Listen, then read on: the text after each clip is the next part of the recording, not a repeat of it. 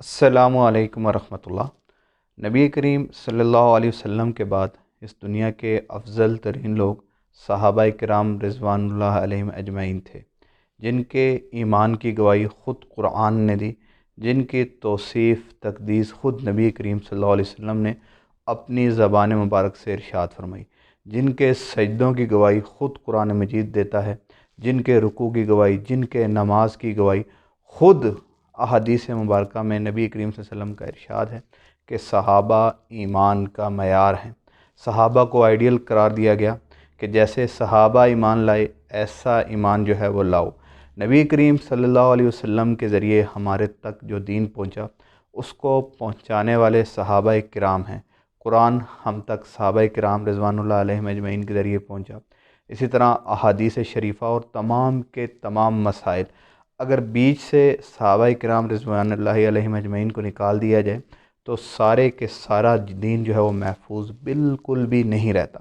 تو ہمارے دین اسلام کے اندر سب سے اہم ترین موضوع خود اصحاب کرام ہیں۔ موجودہ دور کے اندر اگر دیکھا جائے تو آئے روز ان شخصیات کی گستاخی کوئی نہ کوئی شخص جو ہے کرتا رہتا ہے۔ ابھی گزشتہ دنوں میں آفتاب اقبال نے اپنے شو کے اندر باقاعدہ اس چیز کی طرف اشارہ کرتے ہوئے صحابہ کرام کی گستاخی کی۔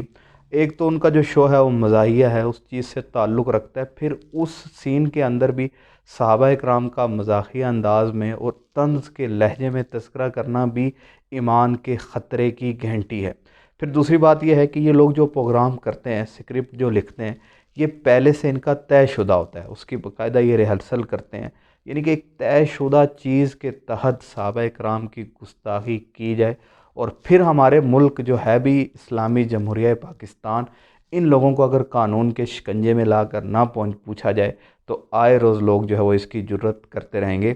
تو اس لیے ہمارے جو وقت کے حکمران ہیں، ہم ان سے یہی مطالبہ کرتے ہیں کہ ان لوگوں کو کڑی سے کڑی سزا دی جائے تاکہ آئندہ لوگ اس طرح کی جرت نہ کر سکیں اور صحابہ کرام جیسی مقدس ترین شخصیات پر جو اپنی زبان کو دوبارہ نہ کھول سکیں۔ جزاک اللہ خیرہ۔